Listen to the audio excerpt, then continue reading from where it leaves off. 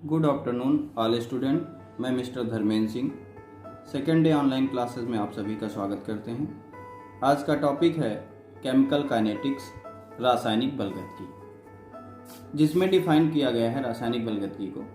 रासायनिक बलगतिकी भौतिक रसायन की वह शाखा है जिसके अंतर्गत विभिन्न रासायनिक अभिक्रियाओं के वेग और उनके कारकों जैसे सांद्रण, ताप, दाब व उत्प्रेरक का अध्ययन करते हैं।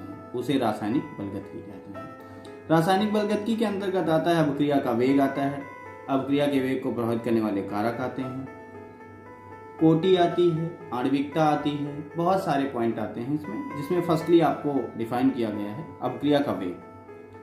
किसी अभिक्रिया का वेग यानी गति क्या होती है, तो बताया गया है इसमें कि किसी अभिक्रिया में निश्चित ताप में, किसी अभिक्रिया में निश्चित समय में उसके अभिकारक या उत्पाद की सांद्रता में हुए परिवर्तन को अभिक्रिया का वेग कहते हैं। और इसका फार्मूला होता है अभिक्रिया का वेग बराबर होता है अभिक्रिया के अभिकारक या उत्पाद में परिवर्तन बटे अभिक्रिया में लगा समय।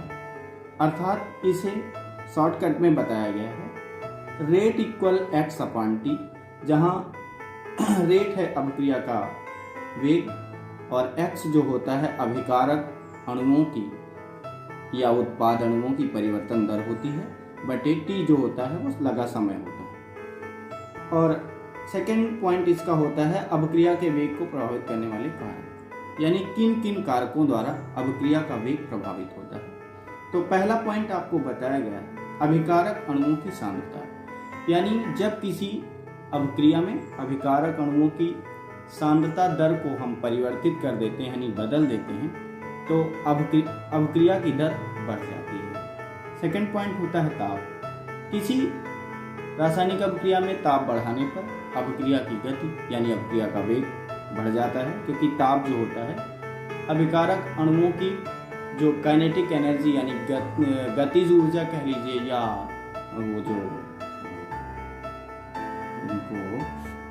एक्टिवेशन एनर्जी, ये अधिक हो जाती है, जिसके कारण गति बढ़ जाती है। उत्प्रेरक, थर्ड पॉइंट होता है उत्प्रेरक। उत्प्रेरक कई प्रकार के होते हैं, अभिक्रिया की गति को बढ़ा भी देते हैं और घटा भी देते हैं। चौथा पॉइंट होता है अभिकारकों का पृष्ठ क्षेत्रफल, यानी किसी अभिकारक का जितना किसी रासायनिक अभिक्रिया में अभिकारक अणुओं का एरिया यानी क्षेत्र जितना अधिक होगा, अभिक्रिया की गति उतनी ही तेजी के साथ वर्क करती है, काम करती है।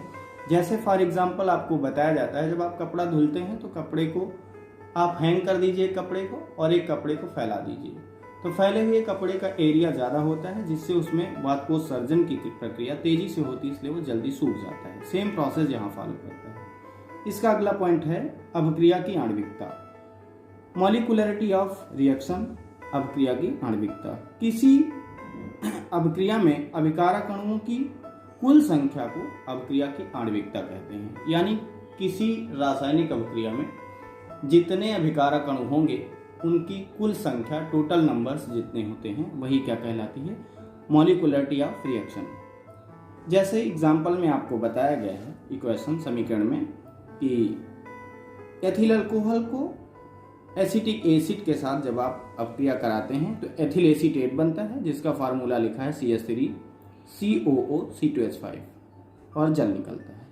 इसमें आप देखिए अभिकारक अणु एथिल अल्कोहल का एक अणु है और एसिटिक एसिड का एक अणु है। टोटल अणुओं की संख्या 2 हो गई, इसलिए इसकी आणविकता कितनी है, 2 है।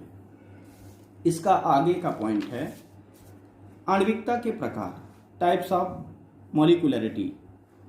तो इसी क्रम में आणविकता को कई प्रकार से बताया गया है। जैसे पहली होती है एकाणुक अभिक्रिया, यानी वह रासायनिक अभिक्रिया जिसमें अभिकारक अणुओं की संख्या केवल 1 होती है, उसे एकाणुक अभिक्रिया कहते हैं।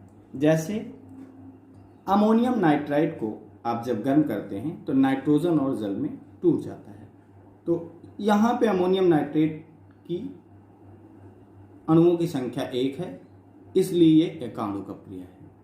इसका सेकंड पॉइंट है द्विअणुक अभिक्रिया।